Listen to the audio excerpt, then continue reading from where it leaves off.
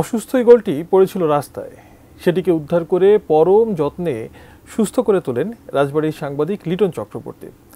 আনুষ্ঠানিক অবমুক্তির আগে পাখিটি উড়াল দিলেও 2 মাস পর ঠিকই ফিরে আসে মায়ার টানে। ঘটনা রাজবাড়ী সদর উপজেলার। প্রকৃতিপ্রেমী হিসেবে পরিচিত এটিএন নিউজ ও এটিএন বাংলা রাজবাড়ির প্রতিনিধি লিটন চক্রবর্তী বছর 10 আগে প্রতিষ্ঠা করেন আরামঘর। স্বেচ্ছাসেবী সংগঠনটি সংস্কৃতি চর্চার পাশাপাশি জীববৈচিত্র্য রক্ষায়ও কাজ করে। গত 4 জুলাই সদর উপজেলার বসন্তপুর এলাকায় বিরল প্রজাতির একটি ঈগল আটক করে কয়েকজন কিশোর। তাদের আঘাতে গুরুতর আহত হয় পাখিটি।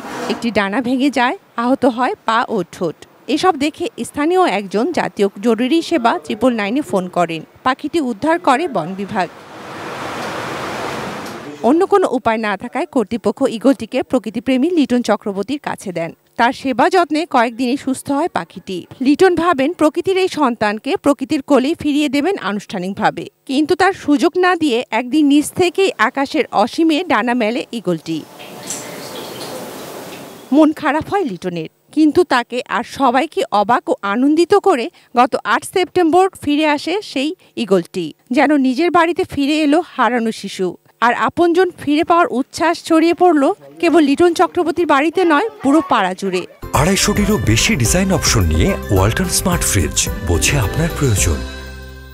খাওয়ার তালিকায় মাছটাই প্রধান, তাছাড়া আমরা ব্রয়লার মুরগির মাংস তাকে দিয়ে থাকি। আশেপাশে এলাকা দিয়ে উঠছিল, আরামঘরের বাচ্চারা যখন ওকে দেখতে পায় যে আমাদের ঈগল পাখিটিও দেখার সাথে চিনে নেয় আর আমাদের মাঝে ফিরে আসে। আবারও আগের মতন লালন পালন করছি, তবে আমরা চাইবো ও আমাদের কাছে যতই টানে ফিরে আসুক, আমরা চাইবো ও সুস্থ হয়ে প্রকৃতিতে মিশে যাক, ওর সাথীকে খুঁজে বের করে ও দিন কাটাক।